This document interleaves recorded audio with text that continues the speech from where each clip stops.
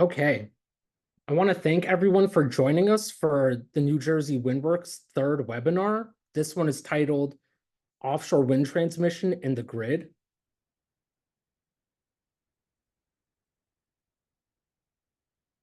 We're going to be going over an overview about the Windworks Coalition, as well as some ground rules and expectations for this webinar. So if we can get started by going to the next slide.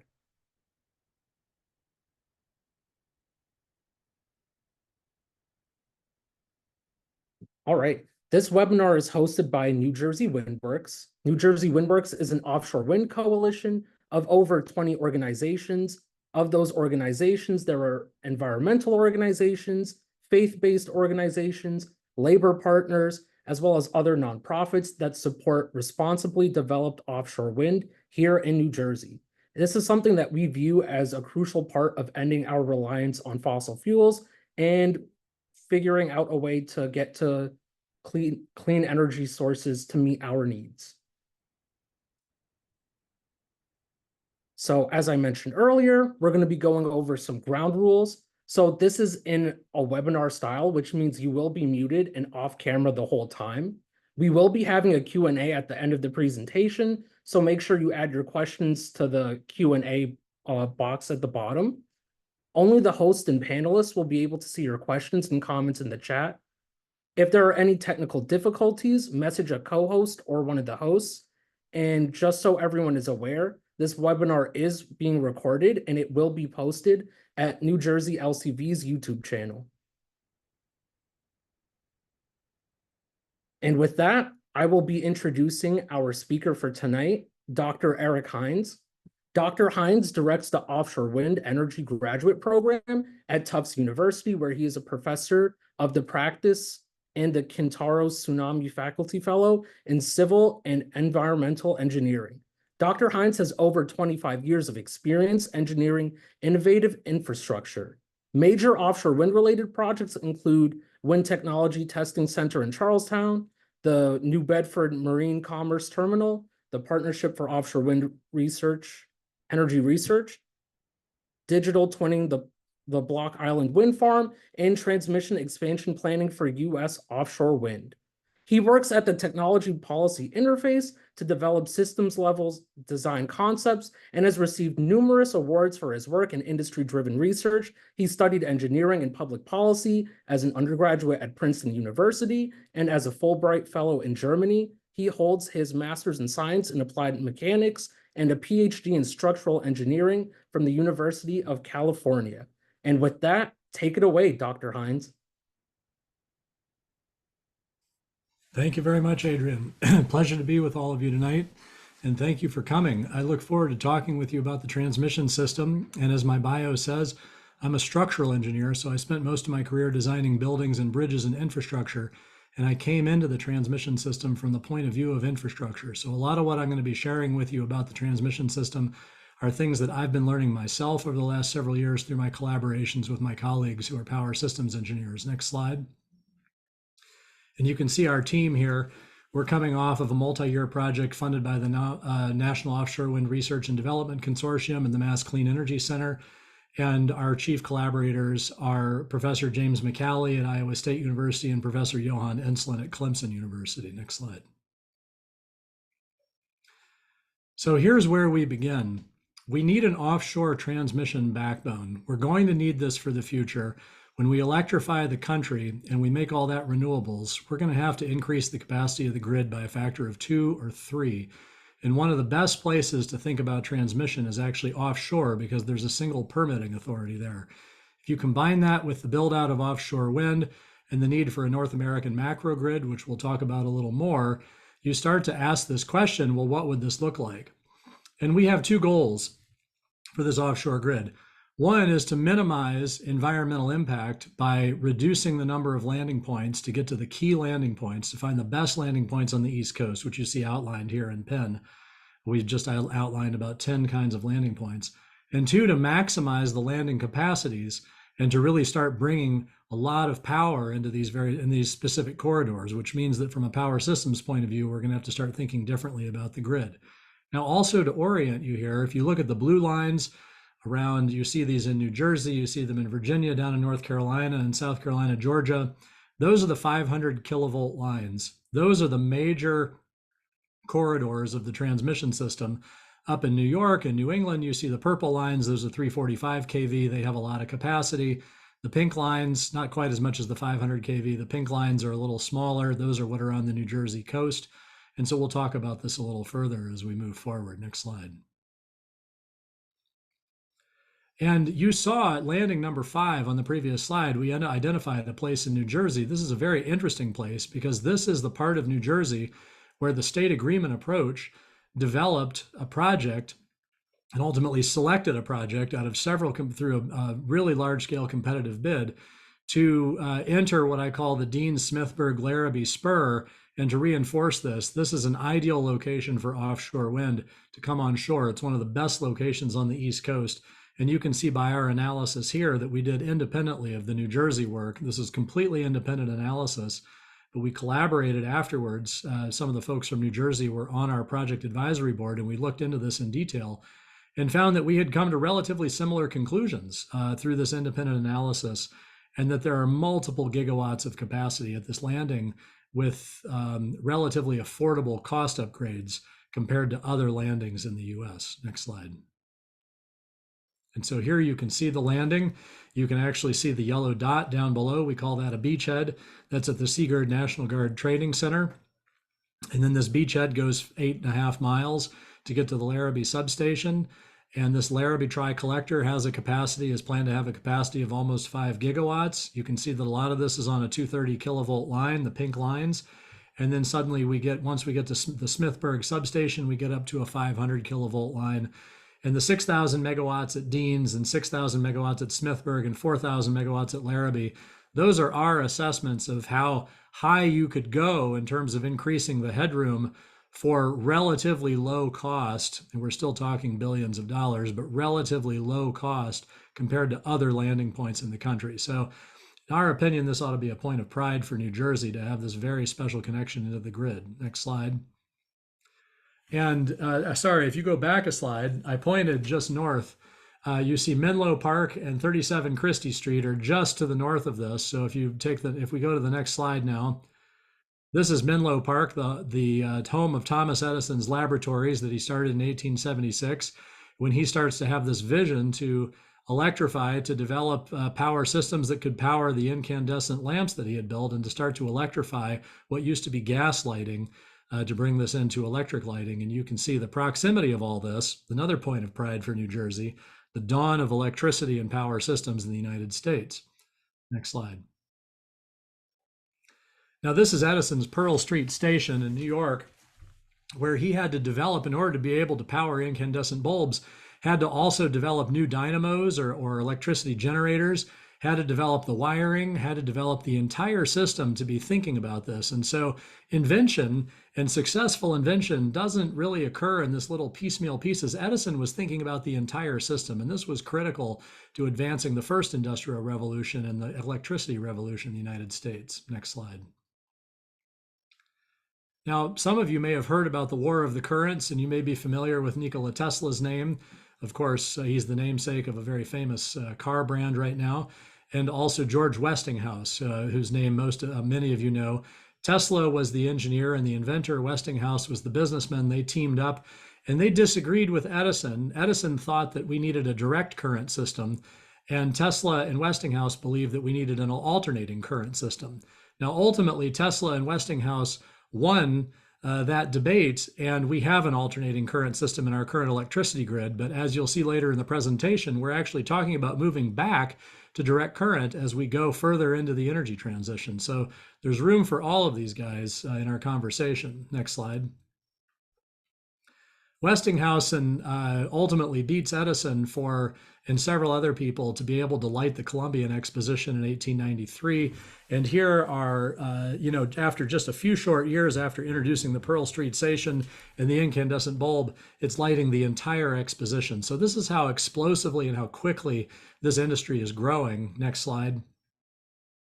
And then in 1895, they developed the Niagara Falls Power Plant, where you have these alternating current generators And this is really starting to power at scale. So it's remarkable how quickly this early industry takes off. Next slide. Now, what we're going to do is we're actually going to look at an alternating current generator and just get a sense of it visually. So I'm going to ask our presenter to go to the presentation link, and I'm just going to narrate this very quickly. This is a few second video clip.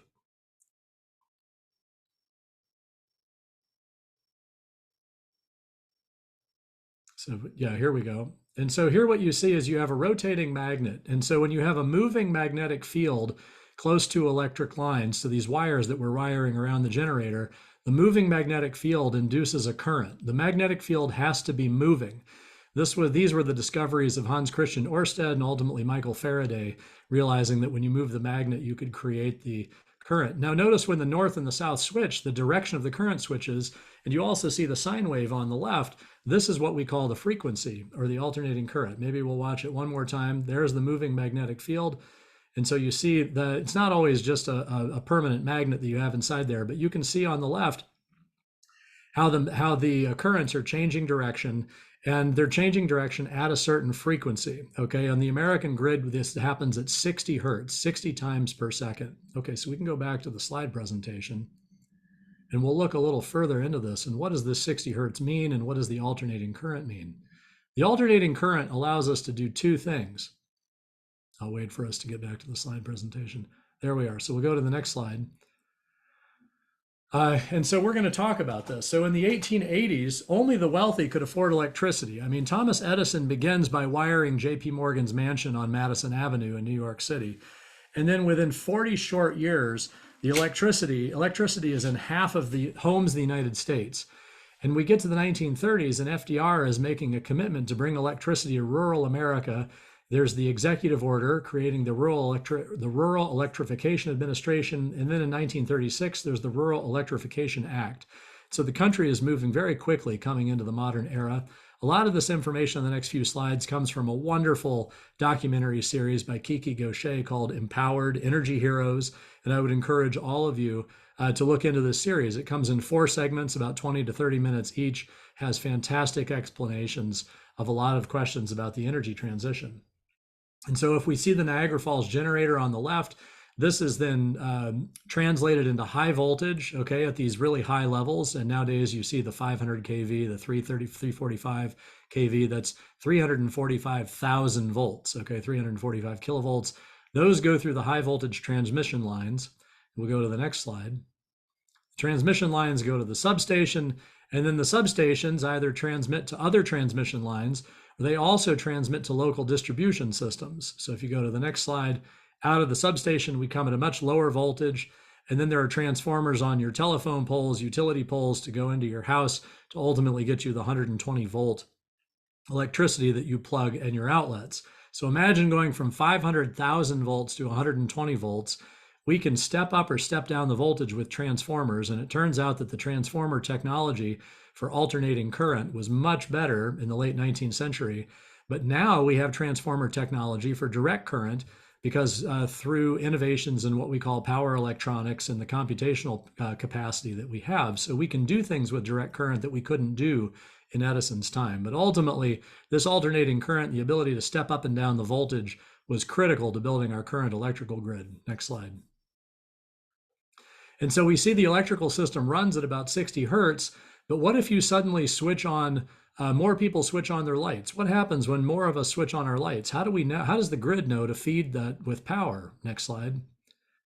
Well, what happens is when more buildings turn their lights on, the frequency, it draws power from the grid, and the grid becomes a little bit sluggish and the frequency goes down a little bit.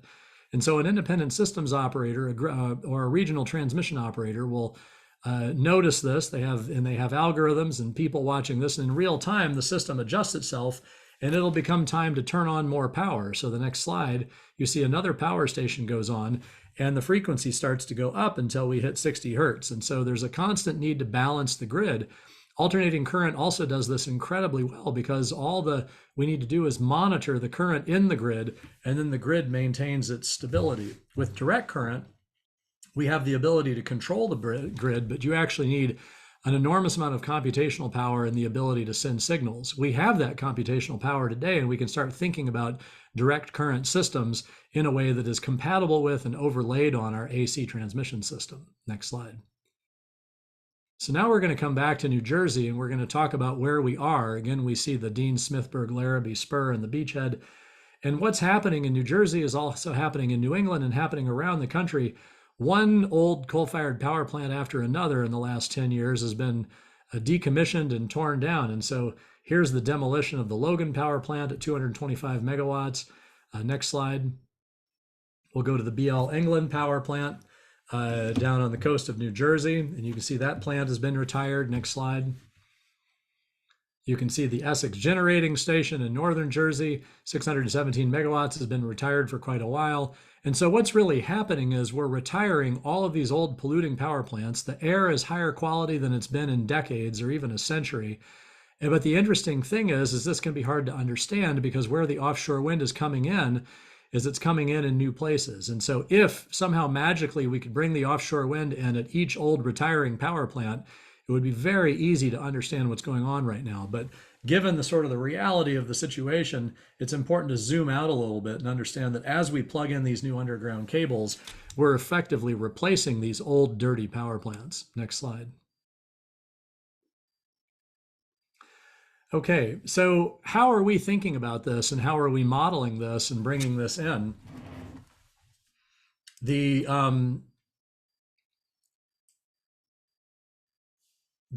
series, by the way, that I was just mentioning is called Empowered Energy Heroes.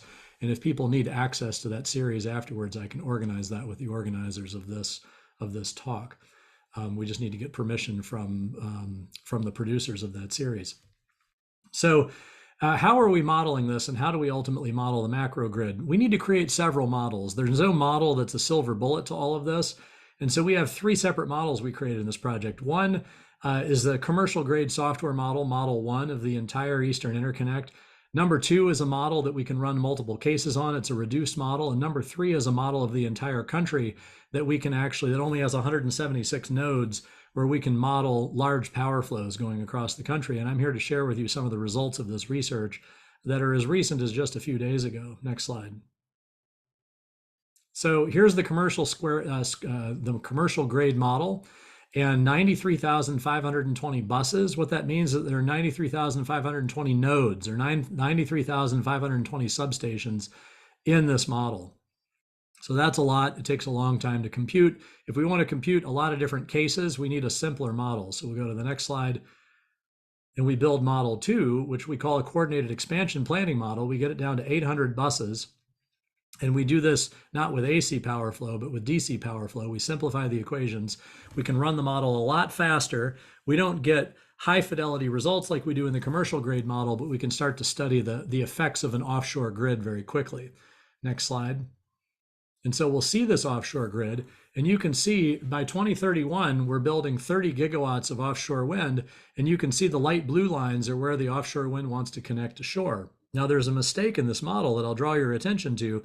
In this particular version of Model 2, a lot of the power is all going into Oyster Creek, whereas the power we had determined earlier wanted to go into the Larrabee substation. And so these are sort of ongoing work that as you build these reduced models, you have to build them to have the highest fidelity possible to the commercial grade model. And I wanted to share this with you because there's a lot of craftsmanship that goes into this through years of effort. And we don't have enough reduced models for the entire country right now to be thinking in this way, to be iterating on the energy transition. So this is really a very important thing to be advancing the public good. The yellow dots that you see on the screen are solar build outs. We're going to go to the next slide, 2036. 60 gigawatts of offshore wind, and you can start to see these land-based upgrades in Model 2. You can start to see the offshore grid network connecting itself together. Let's go to 2041. Next slide.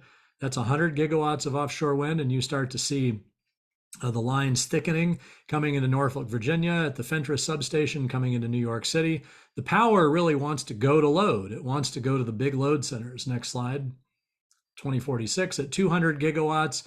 This is higher than any target that anyone has set for the United States, but we're going to need 300 gigawatts to get to the entire energy transition at least, which is about a 3,000 gigawatt build out across the country of wind and solar.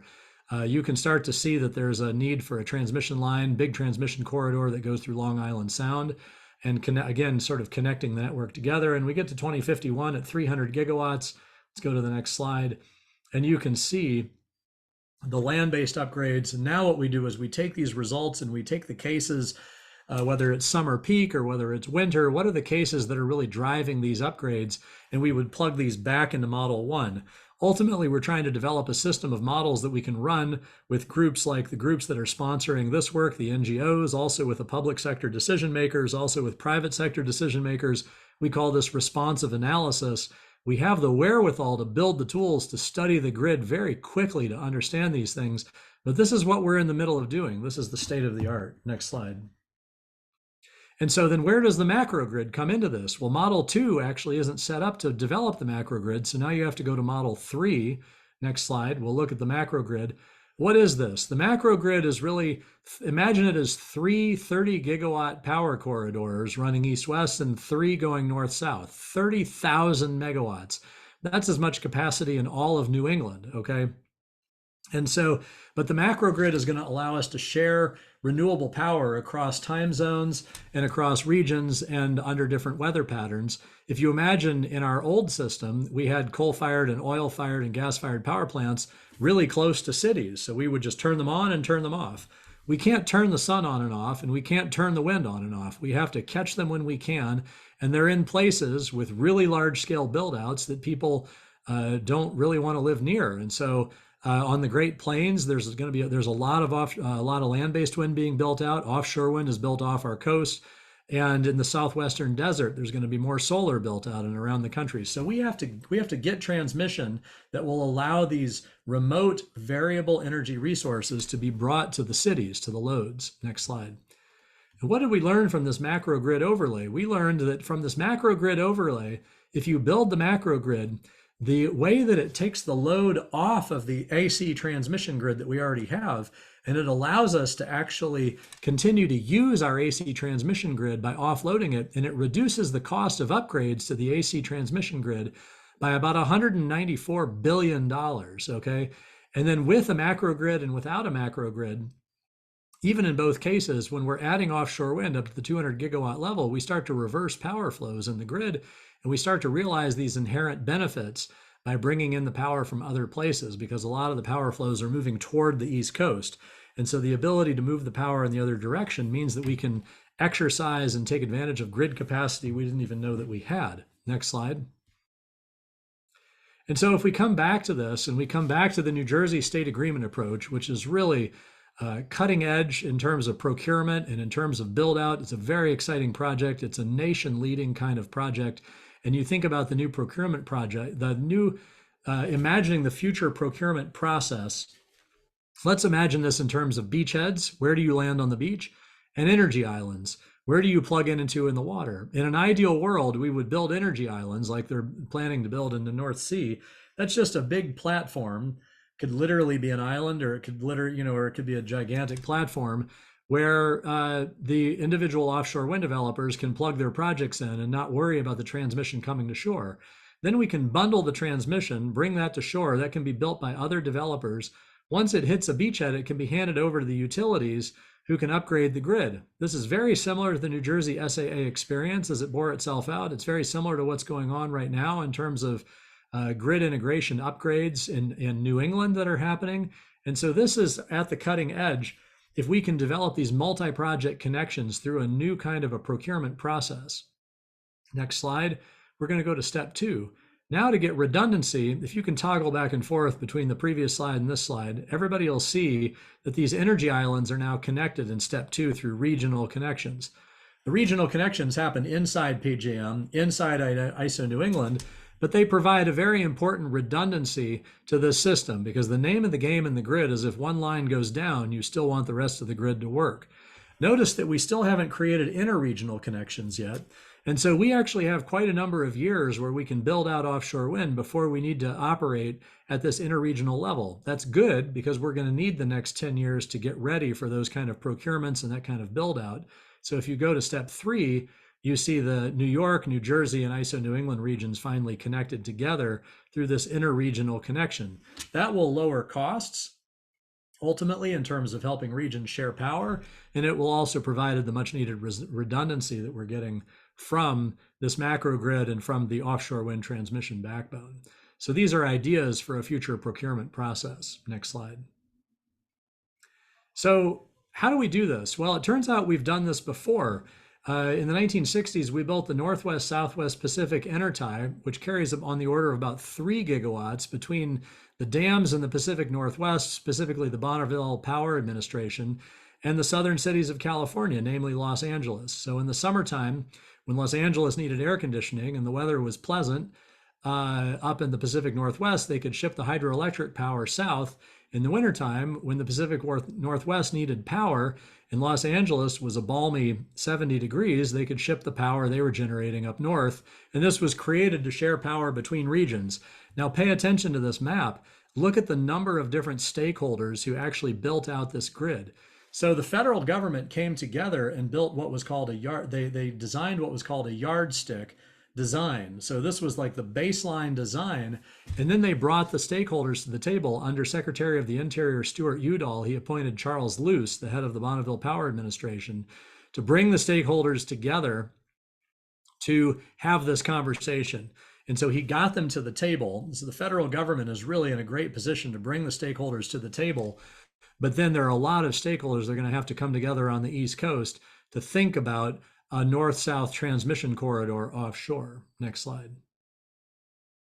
Okay, so that ends the presentation. I look forward to the rest of this discussion and to taking your questions later in the session. Thank you very much. Thank you so much, Eric. I'm happy to introduce Anjali, who is the director of New Jersey's Sierra Club. But before I pass it along to her, I really want to encourage everyone. We just inhaled a lot of very dense information and very thorough information. So I really encourage everyone, if you have any questions, feel free to put them in the Q&A portion of the Zoom. And with that being said, I'm going to pass it along to my colleague, Anjali. Thank you, Adrian. Hi, everybody. I hope you're all doing well. Thank you for joining us.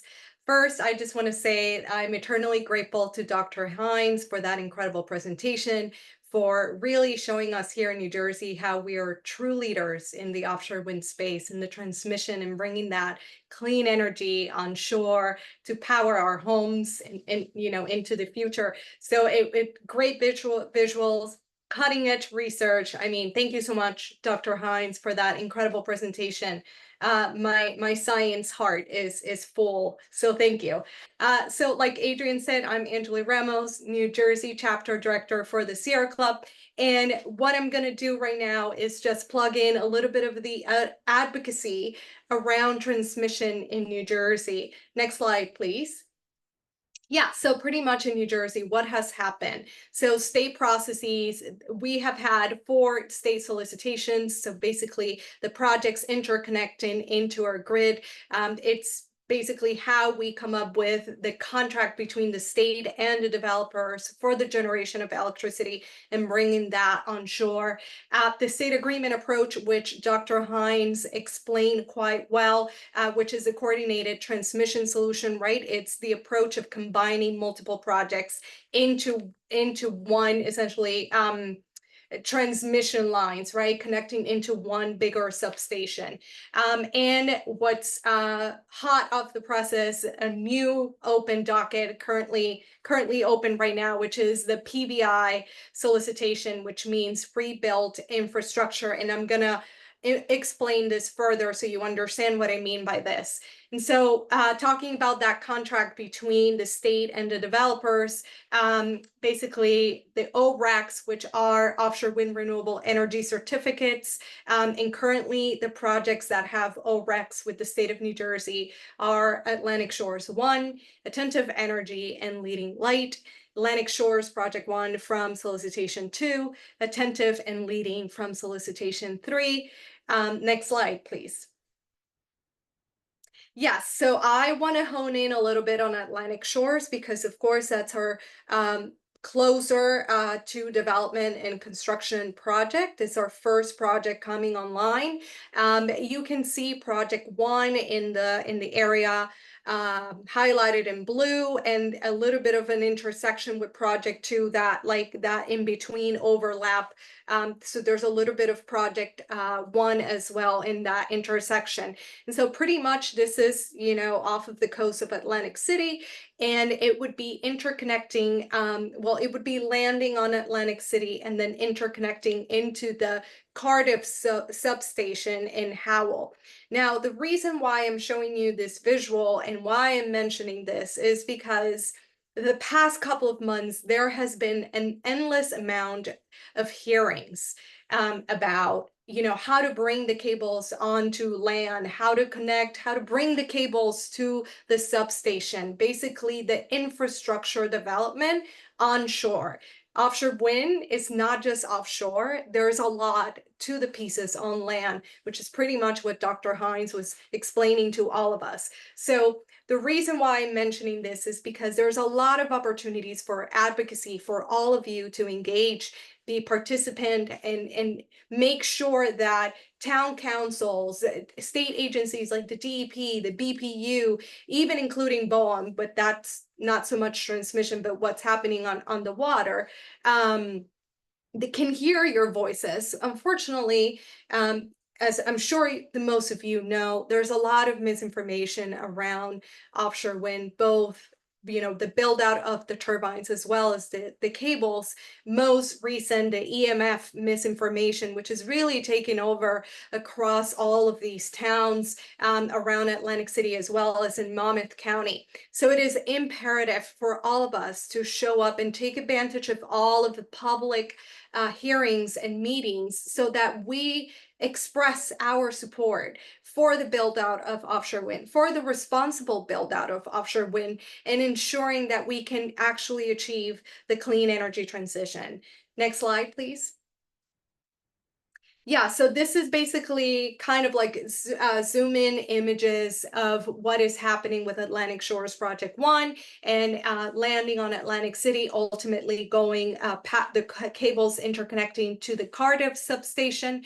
And basically the image to the right is just more a better mapping so you can see exactly where this is going to be happening. So like I said, previous months, Greenacre hearings with the DEP, town council hearings and meetings. It's really essential for us to ensure that this happens. This is our fight, right? We're not opposing these projects. It's the opposite. We are supporting these projects, and we have to show up in the same way that we would show up if we were opposing a fossil fuel project, for example.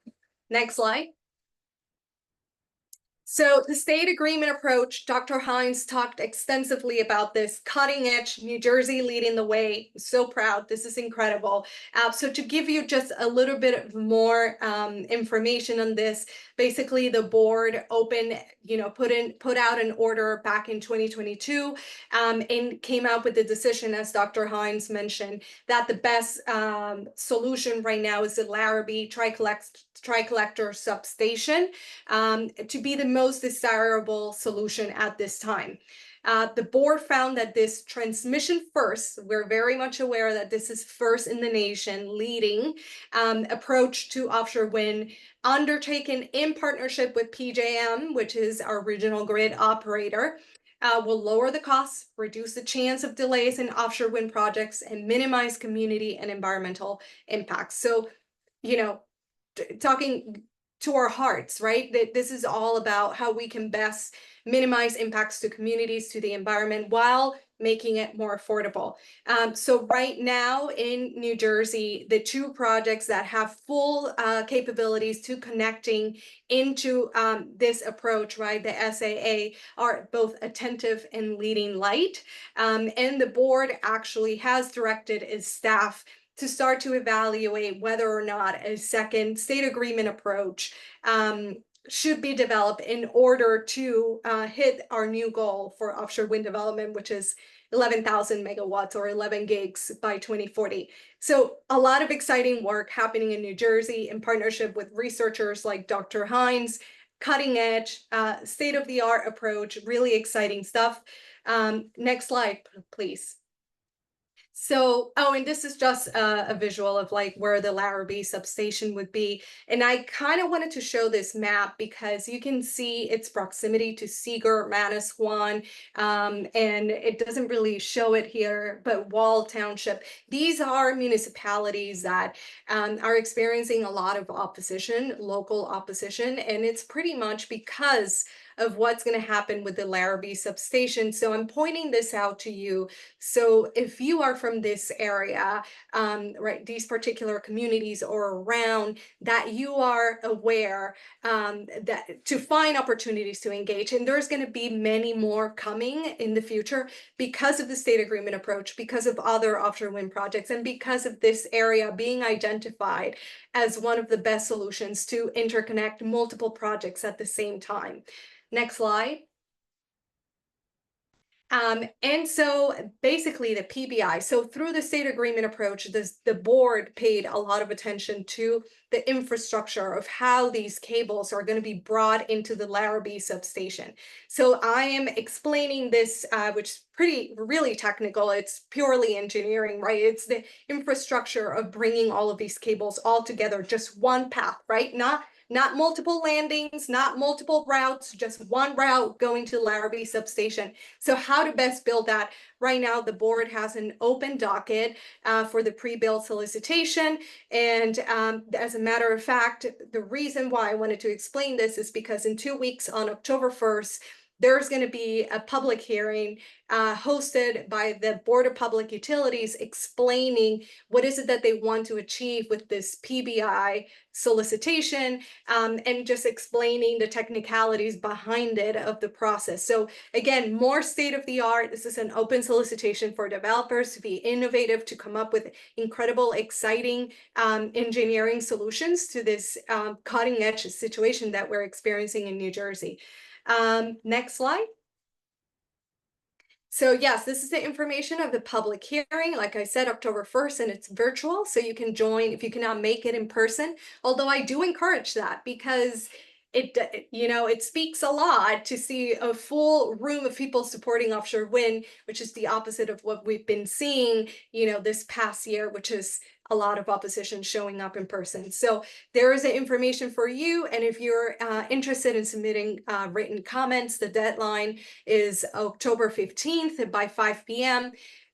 Basically, what I'm trying to say is that through WindWorks, New Jersey LCB, New Jersey Sierra Club, we are constantly letting know our members and supporters, our friends, about these engagement opportunities and to really voice your support for offshore wind. So just be out, just be in the lookout for more opportunities, and we will let you know. And I appreciate you for being here, having an open mind to learn this really technical topic, which is the offshore wind transmission and the grid. And thank you.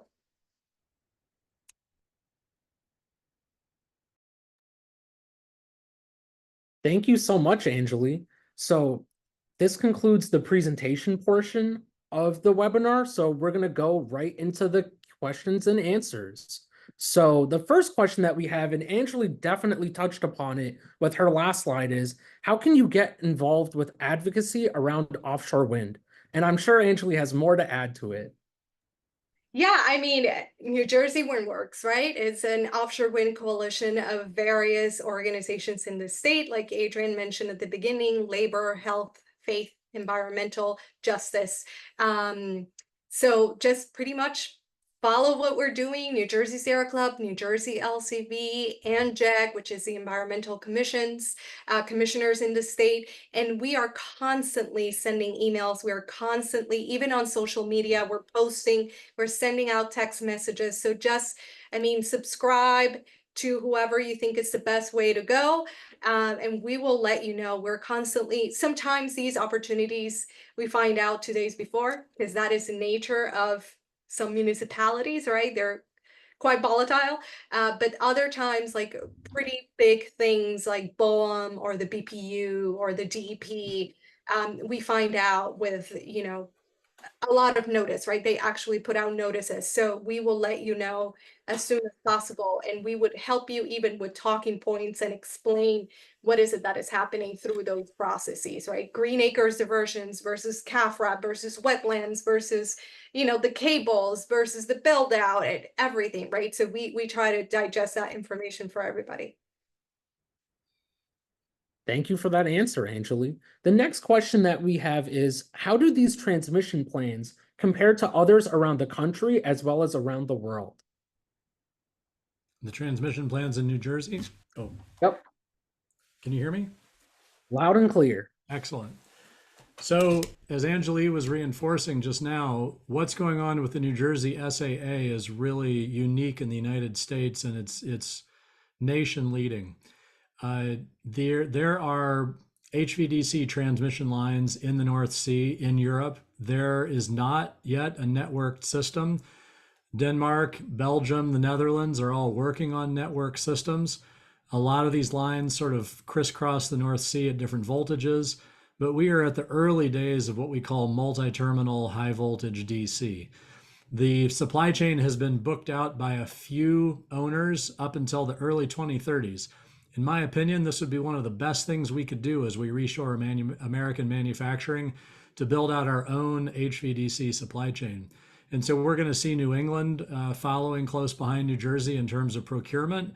New York has issued RFPs on mesh ready. So the idea that you need to be able to plug these things together, again, we don't have to connect the whole system together until the 2030s, but by the time we are ready to connect it together, we need to have all the pieces that they can fit together, that they can plug one into the other, and that they're compatible with each other. And so this notion that we're going to build out a system in parts and pieces that we can ultimately bring together into a greater whole is really important. Thank you for that, Dr. Hines. The next question that we have is, how is it decided where transmission lines go, as in where they're built? Well, there's usually a pretty significant public process. And in the day and age that we live in now, we have stronger public processes than we've ever had in the nation's history. When we were doing the first industrial revolution, we build the highways, the transmission lines. I think a lot of times the government would use eminent domain. People didn't have much of a choice. There wasn't a lot of opportunity to engage as citizens. And also during that time, a lot of the environmental damage was wrought upon the country that we're trying to clean up, and that folks like you are working so hard to clean up. And so I just think about, New Bedford Harbor was actually full of PCBs because they just dumped the waste into the harbor. So not only are we trying to permit new lines, but we're also trying to clean up the messes of previous generations, and sort of as you do this. So the idea would be, let's use the existing corridors that we have to the best of our ability. And then when you start to permit new lines, if you have to permit a new corridor, it's going to be very difficult. This is where DC is attractive because you can run it underground. It's going to be very different. The idea of a macro grid, if you could run the macro grid underground, it's going to be a very different public process than overhead lines. Same thing with offshore. It's very compelling. It's going to be expensive to build these offshore, but you have a single permitting authority, which is the federal government, 3 miles offshore. And so when the states and the feds come together, we have opportunities, but we're going to have to think we're inheriting a legacy system, and how do we use that system to the best of our ability and get the most out of it while also doubling to tripling its capacity. And that's why we're going to need transmission, we're going to need batteries, we're going to need a macro grid, we're going to need independent microgrids, and then we're also going to need to be reinforcing the AC transmission system. So transmission is going to be the name of the game, because the energy transition is about electrifying our energy sector. Thank you for that. The next question that we have is, and this kind of relates to part of your last answer, why are we connecting to existing substations rather than building them near the shore? And I would say this is specifically a New Jersey-based question. Well, I think when you build a new substation, people can see it and they live near it. And so the idea is to try to create a new system, which, by the way, as we said, is 2 to 3 times more powerful than the old system. This is a very ambitious project that lives inside of the framework that people are used to. And so part of that old framework we're getting rid of, the smoky coal-fired power plants. Most of them are gone and they're leaving and the air is getting cleaner. But in the meantime, we really want to use the infrastructure that we have as much as we can. Thank you for that answer. The next question that we have is, what major legislation is needed for advancing the interconnection projects? I'd like to ask Anjali to take that question because you know what's going on in New Jersey, Anjali. I think I'm actually not quite sure, but I think the state has full authority to do this. All of this interconnections happen with the approval of PJM and FERC. Once you're connecting into the regional grid, it really goes into federal permitting, right? For federal approval. It is my understanding that the state has full authority to do this, which is the reason why the Board of Public Utilities is doing all of this incredible work. I do want to say that right now it is codified in law our goal to achieve 7.5 gigs of offshore wind power. What we are missing, however, is the codification of the 11 gigawatts, right? 11,000 megawatts of offshore wind power by 2040. That is currently an executive order. And Sierra Club's one of Sierra Club's top priorities, as well as WindWorks, as well as New Jersey LCB, and many organizations present here, is to see that goal codify into law so that we can ensure the continuous build out of offshore wind power for New Jersey. I think that covers it. That's great. Thank you, Anjali. And I'm going to chime in a little bit on the federal level as well. If you think about the 2021 Infrastructure and Jobs Act and how revolutionary that was, that actually created authority and clarified authority in the U.S. Department of Energy to be thinking big about transmission. We do not have a federal energy policy. Energy policy resides mostly in the states. And so the idea that we might have a new power administration, you remember the Bonneville Power Administration in the Pacific Northwest, we might have a new power administration offshore to run the grid offshore. And so that kind of authority to think like that and to move that forward was created in the Jobs Act. And then the IRA also created a lot of opportunity to further the energy transition, to build it out further. What still needs to be done is we need to specifically bring transmission into the energy transition. If you build out a bunch of wind and solar and batteries and you can't connect them together, then you don't have an energy transition. So I think this is the key, is that transmission is actually central to this entire thing. And if there's advocacy on the federal and state levels, it's really about bringing this forward. Again, New Jersey's in a very good place to do this. And I think that you can see a lot happening if you follow what's going on at FERC, the Federal Energy Regulatory Commission. There are new orders coming out at a clip that people only dreamed of 5 years ago. So this is a very interesting time in history, and it's really a time that's worthwhile as a citizen trying to keep track of these things. I mean, we're living through some very interesting work, and there are very important things going on right now that are going to enable this transition. Thank you both so much for that answer. So the next question is for Dr. Hines. What do you see as the role of energy storage for the variable outputs of wind turbines? Well, the variable outputs of wind turbines are a reality that we have to live with. And like we were saying, we can't turn the wind on and off, so we have to catch it when we can. What if we catch more wind than we can use? We don't want to just throw it away, so we'd like to store it in batteries. That's instead sort of a curtailment, but we turn it into storage. There's a lot of ways to think about storage. Let's just use batteries as an example of how you do storage.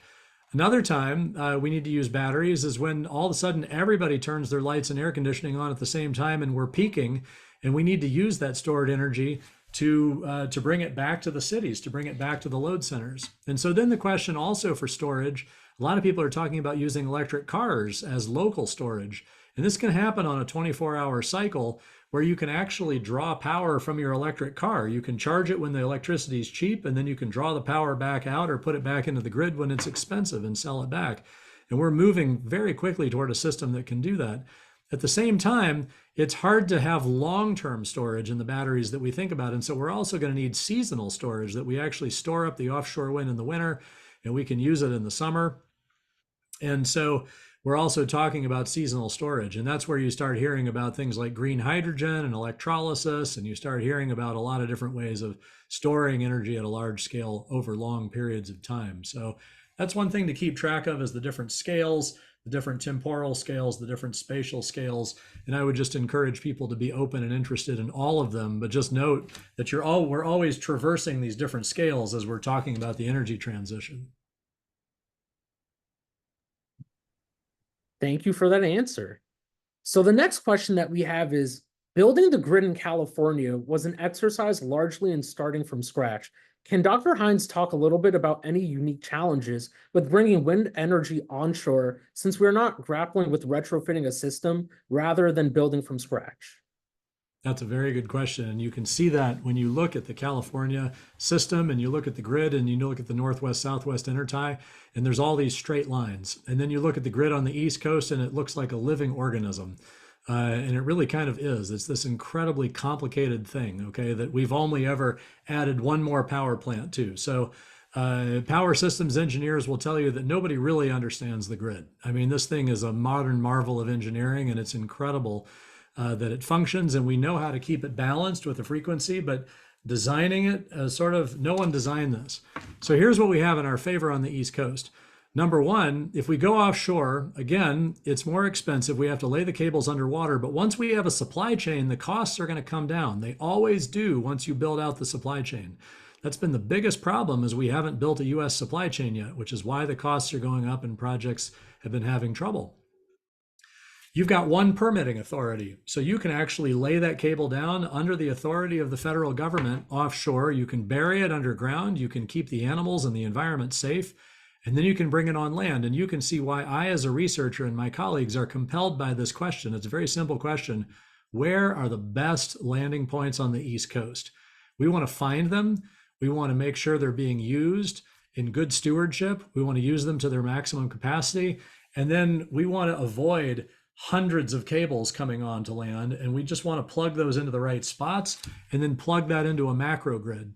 And so with the HVDC technology, the ability to run the cables underground is going to be well worth the money, because it's going to enable us to build these high capacity corridors that really provide a very minimal disturbance compared to the things that we're used to with the coal plants and the hanging transmission lines. We don't have that yet, though. So that's another thing. We need to build it, and we need people to know that that's the supply chain we want to build. We want that manufacturing in the United States, and we want to, and our colleagues in Europe and around the world are like, we know you guys are 30 years behind us in offshore wind, but we wish you'd lead in this one. Maybe you guys can actually do something. So people are putting a lot of hope in the United States that we're going to do something big when it comes to HVDC. All right. The last question we have before we start to wrap things up is, can you describe what these Atlantic City or these DC transmission lines look like and their dimensions? Well, again, the ideal DC transmission lines are cables that, probably about that big. They're really heavy cables, heavily insulated, and they're underground. So at best, you don't see them. What you're going to see is that eventually they're going to come into something called a converter station, a voltage source converter station. And that converter station is going to change the voltage. And those are really, really large buildings. Those need to be built in areas. There's going to need to be a lot of acreage, a lot of square footage. They'll look like other buildings. Whether or not what's happening on specific projects, some of the projects coming to land are AC projects. And I would imagine that the Ocean Winds project is actually an AC project because the distances are pretty low. Those cables will also be underground, and then they'll plug into what looks like pretty recognizable grid infrastructure. So then the question, I think, is when they come ashore on Atlantic City, instead of just looking at a corridor that's on the map, you all ought to really look at the construction operations plan and understand what parts are underground, what parts are above ground. And that's the kind of thing that you can read the documents and you can see them and you can understand them. So these are things that citizens can educate themselves on just by looking into the right documents. It's the construction operations plans for these projects. Thank you both, Dr. Hines and Angeli, for giving such an informative presentation. I want to take us to our action item that we have for all our attendees. So in conjunction to what Angeli said earlier about advocacy in offshore wind, we have a couple of QR codes for some upcoming meetings that we got a good notice on, and I'm going to assign everyone homework that I hope that you all decide to do. So our goal with the Windworks Coalition is to ensure New Jersey residents are, one, informed on accurate information on current projects, and two, how to advocate for responsible offshore wind development in towns where these projects are being built. We need activists like you who are willing to get educated on New Jersey's electrical grid, on New Jersey's initiatives to pursue responsibly developed offshore wind, to attend and participate in the following upcoming meetings. So the first meeting that we have in the first QR code is a meeting on September 23rd, the Monday that's coming up. It's a State House Commission meeting in Trenton. For many of you that may have heard this term going around, Green Acres Diversion or Green Acres, what this project essentially is in Atlantic City is that there's going to be transmission cables that are going to be built underneath public parks and beach areas.